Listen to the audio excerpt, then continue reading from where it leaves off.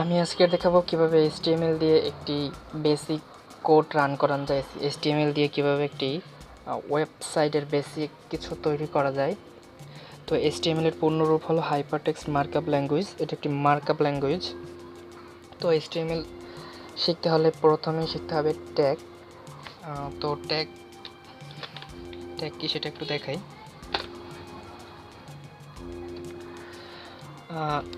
Lower দেন এবং greater than এর মাঝখানে যদি আমি ই রাখি তাহলে এই জিনিসটাকে বলতে হবে এ ট্যাগ। মনে করেন এই জায়গায় আমি লিখলাম এইচটিএমএল, তাহলে এই জিনিসটা হবে এইচটিএমএল ট্যাগ। একটা এইচটিএমএল কোডের ভিতরে ট্যাগ লিখতে হয় দুইভাবে।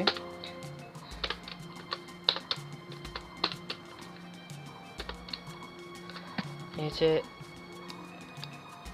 যে ওপেনিং ট্যাগ, এটা হলো ক্লোজিং ট্যাগ। আমি একটু ব্যাখ্যা করি। মনে করি এটা হলো এইচটিএমএল ওপেনিং ট্যাগ আর এটা হলো HTML closing tag.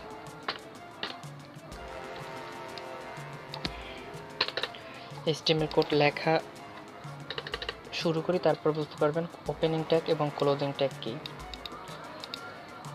Opening tag আর ক্লোজিং ট্যাগের মধ্যে পার্থক্য হলো ওপেনিং ট্যাগ হলো কোডের শুরু বোঝায় আর ক্লোজিং ট্যাগ দ্বারা কোডের শেষ বোঝায়। ফর এক্সাম্পল, মনে করেন এটা হলো এইচটিএমএল কোডের প্রথম ট্যাগ। প্রথমে এইচটিএমএল ট্যাগ দিতেই হবে, না হলে এইচটিএমএল কোড রান করানো যাবে না। এইচটিএমএল এর ভিতরে মেইন দুটি ট্যাগ হলো, একটি হলো হেড আর একটি হলো বডি। তো আমরা এই ওপেনিং ট্যাগ এবং ক্লোজিং ট্যাগের মাঝখানে হেড এবং বডি রাখবো।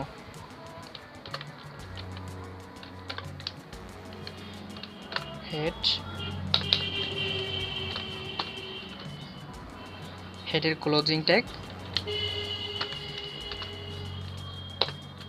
বডি,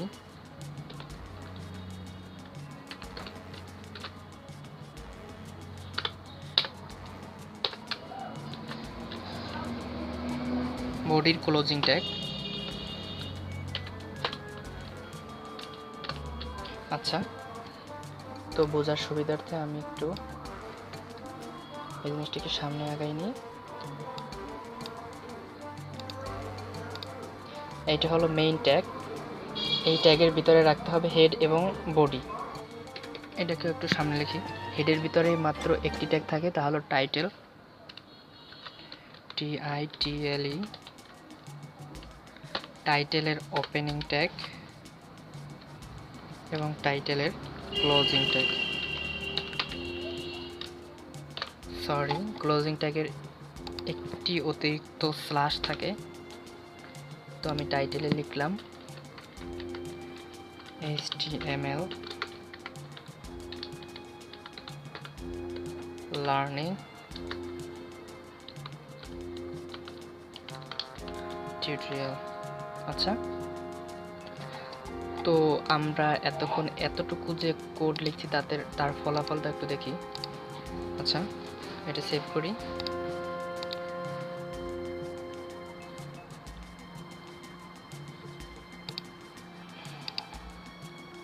সেভ করার জন্য লিখতে পারি HTML একটি নাম আর ইন্ডেক্স দিই, যে কোনো নাম দিতে পারি আমরা আমাদের ইচ্ছা মতো, কিন্তু লাস্টে ডট দিয়ে অবশ্যই HTML রাখতে হবে, কেননা আমরা HTML কোড লিখি। এখানে এই অংশটু নিজের ইচ্ছা মতো নাম দিতে পারি, কিন্তু লাস্টের এক্সটেনশনটা অবশ্যই HTML দিতে হবে, কারণ এটা HTML ফাইল। আমরা জানি অডিও ফাইলের লাস্টে MP3 নামের একটা এক্সটেনশন দেওয়া থাকে, যার দ্বারা বোঝায় এই গানটা অডিও বা ফাইলটা অডিও, আর ভিডিও লাস্টে MP4 দেওয়া থাকে, যার কারণে আমরা বুঝি ওই ফাইলটা ভিডিও। আর তেমনিভাবে HTML এর লাস্টে HTML এক্সটেনশন দেওয়া হয়, কারণ এর দ্বারা বোঝায় ফাইলটি HTML। তো আমি সেভ করলাম। আচ্ছা, আমরা যদি ব্রাউজারে দেখি যে এই জিনিসটা কি হয়েছে, তাহলে দেখুন আমরা কি লিখছিলাম টাইটেলের ভিতরে HTML লার্নিং টিউটোরিয়াল। আচ্ছা, এই দেখুন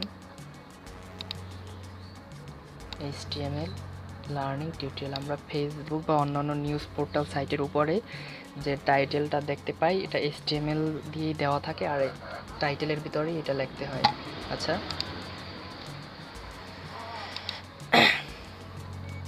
এখন একটু বডি দেখাই। আচ্ছা, বডির ভিতরে আমরা অবশ্য কোনো নিউজ বা কোনো পোর্টাল সাইটে দেখতে পারি যে হেডিং আছে। হেডিং মানে বড় করে লেখা, আমাদের বইয়ের কোনো অধ্যায়েও বড় বড় লেখা আছে, যেটাকে আমরা হেডিং বলি বা শিরোনাম বলি। তো হেডিং লেখার জন্য HTML যে ট্যাগগুলো ব্যবহৃত হয় সেগুলো আমি একটু দেখাই। এইচ দ্বারা হেডিং আর অন দ্বারা সিরিয়াল বা ক্রমিক সংখ্যা বোঝায়। আচ্ছা, তো এইচ অনের ওপেনিং ট্যাগ আমরা একটা লেখা লিখতে হবে। কি লেখা যায়? দিস ইজ এ প্যারাগ্রাফ, না sorry, this is a heading লিখলে ভালো হবে। H a heading. আচ্ছা, ক্লোজিং ট্যাগ, এইচ অনের ক্লোজিং ট্যাগ। আচ্ছা, আমরা একটু দেখি যে আসলে কি হয়েছে এই লেখার কারণে। এই যে দেখুন, দিস ইজ এ হেডিং মানে বড় করে লেখা আসছে দিস ইজ এ হেডিং। আচ্ছা, আমরা একটা প্যারাগ্রাফ নেই, না আমরা হেডিংয়ের আরও যে ক্রমিক সংখ্যাগুলো আছে 1 থেকে 5 পর্যন্ত হেডিং আছে সেগুলো একটু দেখি। প্রথমে আমরা কপি করি, মানে একই জিনিস কপি করে করে সিরিয়াল করি। ও সরি,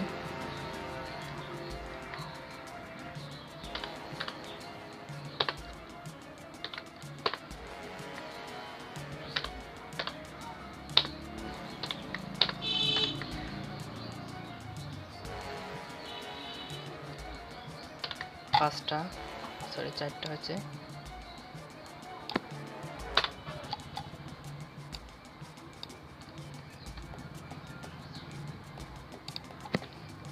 চারটে হয়েছে, আর একটা নিতে হবে।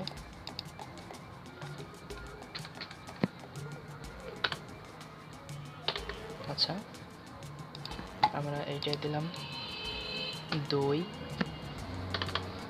2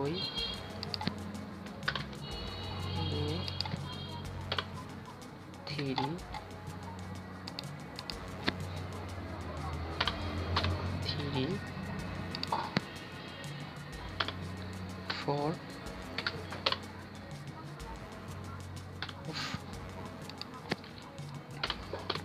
4 4। আচ্ছা, 5 হবে। এই হলো first heading, second heading. First হেডিংটা একটু বড় হবে, সেকেন্ড হেডিংটা একটু ছোট হবে, এভাবে ক্রমান্বয়ে ছোট হতে থাকবে। আচ্ছা, আমরা আউটপুট দেখলেই বুঝতে পারবো। আচ্ছা, এই যে দেখুন, এই যে হেডিং অন, এই যে heading on, heading 2, heading 3, heading 4, heading 5, এই 5টা হেডিং। HTML এ 5টা হেডিং থাকে। আমরা বইয়ের প্রথমে শিরোনামে এভাবে হেডিং দেখি বা কোনো সাইটে নিউজ পেপার সাইটে হেডিং দেখি, এই হেডিংগুলো ব্যবহৃত হয়। আচ্ছা, আমরা হেডিং শিখলাম, তারপরে আমি হেডিং বাদ দিলাম।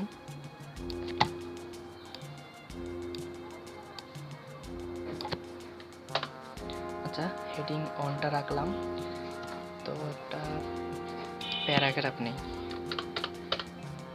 আচ্ছা, প্যারাগ্রাফ পি ট্যাগ দ্বারা সূচিত করা হয়। এই ট্যাগগুলো HTML এ খুব গুরুত্বপূর্ণ, এই ট্যাগগুলো মুখস্থ করতে হবে। এই ট্যাগগুলো মুখস্থ করার পরে তারপরে HTML বুঝতে হবে, কারণ ট্যাগগুলো মুখস্থ করা খুব প্রয়োজন। আচ্ছা, পি ট্যাগের ভিতরে একটা আমি বোঝার সুবিধার্থে একটা প্যারাগ্রাফ কপি করে নিই। আচ্ছা, এখানে প্যারাগ্রাফটি পেস্ট করি সমান্তরালভাবে নেই বোঝার সুবিধার জন্য। আচ্ছা, তো তো এখন একটু দেখি যে আচ্ছা পি লাস্ট ট্যাগ দিতে ভুলে গেছিলাম। পি আচ্ছা একটু দেখি যে কি দেখায়। যে দেখুন যে এটা হচ্ছে হেডিং, আমাদের শিরোনাম, আর এই হলো প্যারাগ্রাফ। মনে করেন এটা হলো নিউজ পেপারের হেডিং, আর এটা হলো নিউজের সংক্ষিপ্ত রূপটা আর নিউজের পুরো রূপটা। আচ্ছা আমরা তারপর কি দেখতে পারি? হ্যাঁ, একটা জিনিস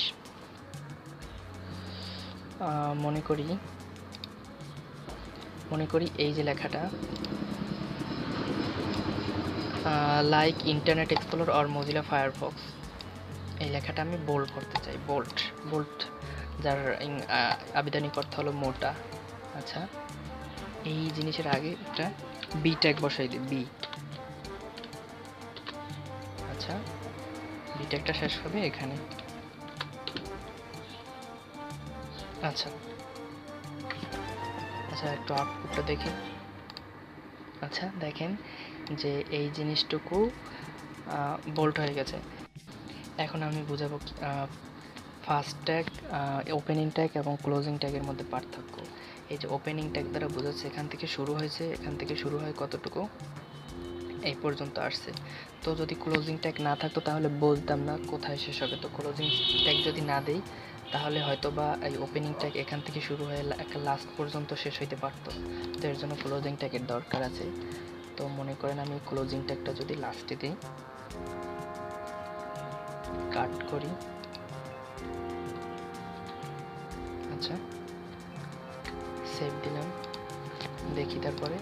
আগে তো ছিল এতটুকু, কিন্তু এখন দেখেন এখন পুরো জিনিসটাই, না সরি, আমি ওপেনিং ট্যাগটা এখান থেকে শুরু করছিলাম, এখান থেকে এইটুকুতে ওপেনিং ট্যাগ ছিল না,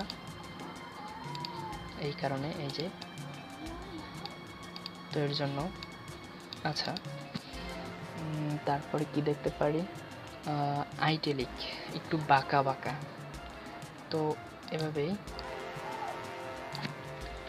যদি আইটেলিক লিখতে চাই তাহলে কি দেওয়া যায়? আই ট্যাগ দিয়ে আইটেলিক বোঝানো হয়। আচ্ছা আমরা এই লাইক ইন্টারনেট এক্সপ্লোর আর মোজিলা ফায়ারফক্স এই জিনিসটাকে একটু বাঁকা বাঁকা করতে চাই। সরি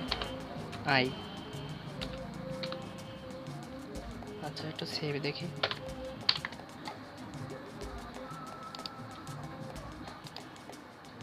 এই যে এতটুকু আইটেলিক। আচ্ছা আইটেলিকের পর আমরা একসাথেও অনেকগুলো লিখতে পারি, যেমন আইটেলিকের ভিতরে আবার বোল্ড বসাই দিই পি ট্যাগ দ্বারা। যেহেতু আমরা এইটার পরে বি লিখেছি সেহেতু এই ট্যাগের আগে আমাদের বি লিখতে হবে।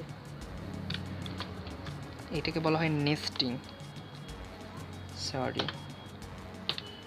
বি। আচ্ছা এখন দেখুন বোল্ড এবং আইটেলিক দুইটাই আছে। হ্যাঁ বোল্ড এবং আইটেলিক। আচ্ছা আমরা যদি আন্ডারলাইন দিতে চাই, মনে করেন একটা ইম্পর্টেন্ট জিনিসের আগে তো আমরা আন্ডারলাইন ব্যবহার করি ইম্পর্টেন্ট জিনিসের নিচে। তো আন্ডারলাইনের জন্য আন্ডারলাইনের প্রথম অক্ষর ইউ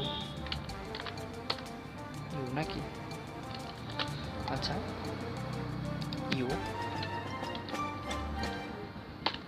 ইউ আচ্ছা আমরা একটু সেভ করে দেখি। আন্ডারলাইন। আচ্ছা এই যে নিচে একটা দাগ আকারে দেখা যাচ্ছে, এটা হচ্ছে আন্ডারলাইন। আচ্ছা আমরা তো বইয়ের অনেক জায়গায় দেখতে পারি যে অনেক জায়গায় ইম্পর্টেন্ট কথাগুলো হাইলাইট করে রাখার দরকার হয়। তো এইচটিএমএল এর ভাষায় কীভাবে হাইলাইট করা যায় একটু দেখি। তো হাইলাইটের জন্য যে ট্যাগটা ব্যবহার হয় তাহলে মার্ক, MARK মার্ক। আচ্ছা তো আমরা মার্ক ট্যাগ ইউজ করি। তো আউটপুট একটু দেখি। হাইলাইটের যে হলুদ যে চিহ্নটা সেটা আসছে, লাইক ইন্টারনেট এক্সপ্লোর আর মোজিলা ফায়ারফক্স। আচ্ছা আমরা আর কি দেখতে পারি? আর আছে কি বিগ, এগুলো আমরা কাটি। বিগ অর্থ তো বড়, এই ট্যাগগুলো কাটলাম। আমরা বিগ দ্বারা বড় টেক্সট সূচিত করতে পারি, তো এর জন্য আমরা বিগ লিখলাম।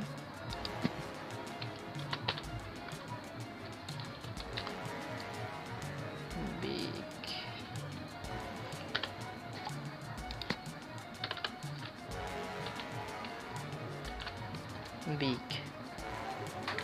আচ্ছা, আমরা আউটপুট একটু দেখি। এই যে অন্যান্য স্বাভাবিক টেক্সটের চেয়ে একটু বড় আকারে দেখা যাচ্ছে, এর জন্য বিগ ব্যবহার করা হয়েছে। আচ্ছা, তো আমরা এরপরে কি দেখতে পারি? কালার। কিভাবে কালার চেঞ্জ করা যায় ওয়েবসাইটে, তো এভাবে এই যে ওয়েবসাইটে তো টেক্সটের কালার অনেক হয়। কিভাবে কালার অনেক হয়? এটা সিএসএস ব্যবহার করার কারণে। আচ্ছা, আমরা সব ট্যাগগুলো, ছোট ছোট ট্যাগগুলো কেটে দিই।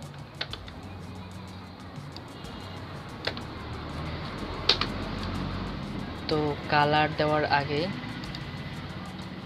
আমরা একটু আবার নতুনভাবে বোঝানোর চেষ্টা করি।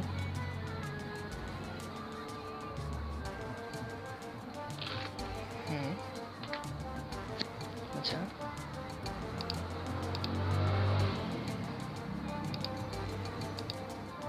এই যে আউটপুটটা, তো এখান থেকে আবার একবার বোঝাই।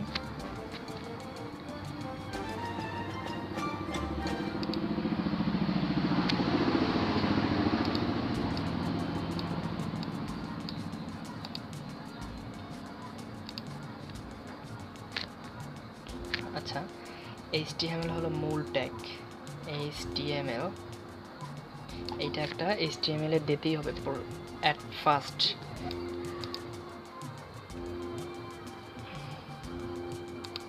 আচ্ছা, তারপরে এটা হলো হেড ট্যাগ। এইচটিএমএল এর ভিতরে প্রধান দুইটি ট্যাগ, তাহলে একটা হলো হেড ট্যাগ আর একটা হলো বডি ট্যাগ। এই যে বডি, হেডের ভিতরে শুধুমাত্র টাইটেল থাকবে, আর আরও অন্য অন্য ট্যাগ আছে, সেগুলো হচ্ছে স্টাইল, বেস, মেটা, এগুলা। তো আপাতত প্রয়োজন আমাদের শুধুমাত্র টাইটেল, এর বেশি কিছু প্রয়োজন নাই। তো আর বডি ট্যাগের ভিতরে সব থাকবে। একটা ওয়েবসাইটের ভিতরে যত কিছু থাকে সব কিছু বডির ভিতরে থাকে। প্যারাগ্রাফ, হেডিং, যত কাজ সব কিছু বডির ভিতরে থাকে। আচ্ছা, তো আমরা কিভাবে হেডিংয়ের স্টাইলটা একটু পরিবর্তন করতে পারি? মনে করুন আমরা স্টাইল পরিবর্তন করবো, যেহেতু এগুলো ডিলিট দিই। আমরা যদি হেডিংয়ে স্টাইল ট্যাগ ব্যবহার, স্টাইল অ্যাট্রিবিউট ব্যবহার করি, STYLE স্টাইল ইকুয়াল ডাবল কোয়াটা। আচ্ছা, ডাবল কোয়াটার ভিতরে যদি লিখি কালার কোলন, তারপরে আমরা কি কালার দিতে পারি? হেডিংটা আমরা রেড কালার দিতে পারি, রেড, RED, রেড। একটা সেমিকোলন। আচ্ছা, এই যে কালার প্রপার্টিসের পরে একটি কোলন, তারপরে ভ্যালু, মানে কোন কি কালার হবে তা ডিক্লেয়ার করতে হবে, আর অ্যাট লাস্ট একটা সেমিকোলন দিয়ে সমাপ্তি ঘোষণা করতে হবে। যেহেতু এখানে লাস্টটা ইউজ করতেছিলাম, আর এইটা হলো সিএসএস প্রপার্টি, এর জন্য এখানে লাস্ট ট্যাগ হিসাবে সেমিকোলন ব্যবহার করা হয়। তো আমরা যদি সেভ করে আউটপুটটা দেখি, দেখুন হেডিংটা লাল আসছে। আচ্ছা, তো এটা হলো সিএসএস। যদিও সিএসএস আমাদের চ্যাপ্টারে খুব বেশি তেমন আলোচনা করা হয়নি, তো এর জন্য এই সিএসএসটা তেমন বোঝার দরকার নেই।